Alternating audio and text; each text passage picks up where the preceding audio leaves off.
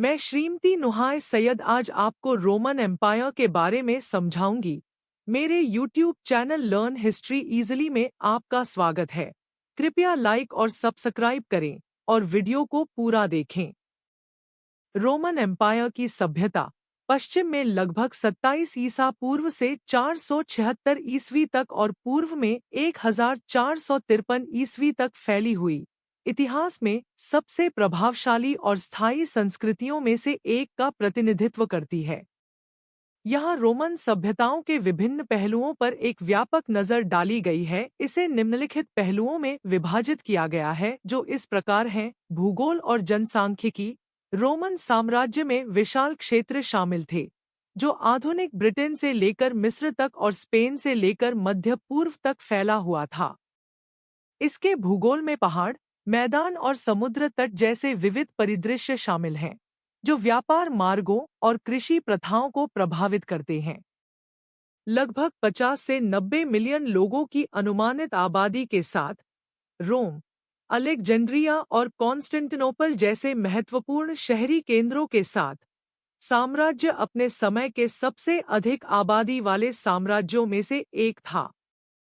भाषाएं: Latin Roman साम्राज्य की आधिकारिक भाषा थी, जिसका उपयोग प्रशासन, कानून और सेना में किया जाता था। ग्रीक भी व्यापक रूप से बोली जाती थी, विशेषकर पूर्वी प्रांतों में, और साहित्य, दर्शन और वाणिज्य के लिए एक महत्वपूर्ण भाषा बनी रही।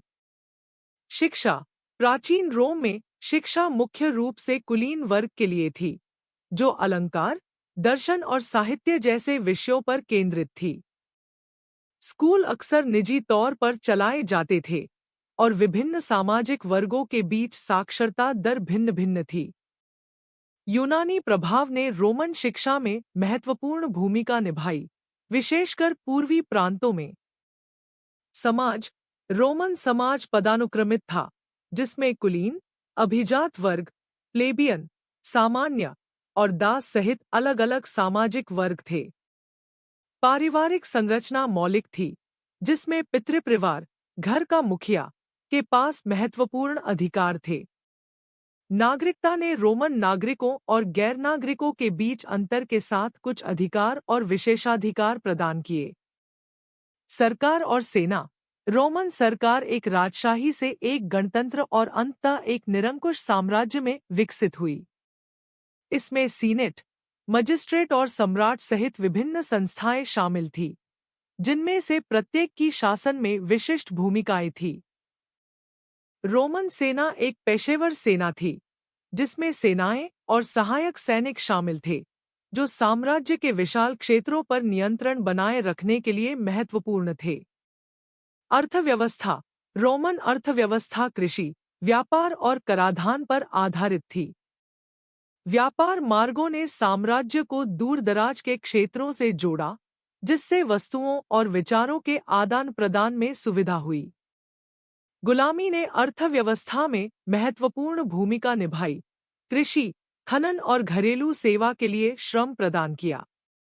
वास्तुकला और इंजीनियरिंग: रोमन वास्तुकला और इंजीनियरिंग कोलोसियम, एक्वाडक्ट्स और सड़कों जैसी संरचनाओं के साथ अपने नवाचार और भव्यता के लिए प्रसिद्ध थे। कंक्रीट एक प्रमुख रोमन आविष्कार था, जो टिकाऊ और विशाल इमारतों के निर्माण की अनुमति देता था। जलसेतुओं और पुलों जैसी इंजीनियरिंग उपलब्धियों ने बुनियादी ढांचे के विकास में रोमन महारत को प्रदर्शित किया। संस्कृति: रोमन संस्कृति स्वदेशी परंपराओं और विजित क्षेत्रों, विशेष रूप से ग्रीक और इट्रस्केन के प्रभावों का मिश्रण थी। रोमन साम्राज्य के दौरान साहित्य, कला और दर्शन का विकास हुआ, जिसमें वर्जिल, सिसरो और सेनेका जैसी उल्लेखनीय हस्तियां शामिल थीं।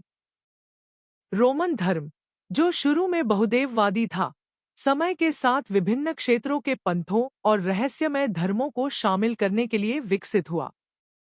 यह सिंहावलोकन रोमन साम्राज्य की सभ्यता के प्रमुख पहलुओं को शामिल करता है, इसकी भौगोलिक पहुंच, सांस्कृतिक उपलब्धियों और सामाजिक संरचनाओं पर प्रकाश डालता है।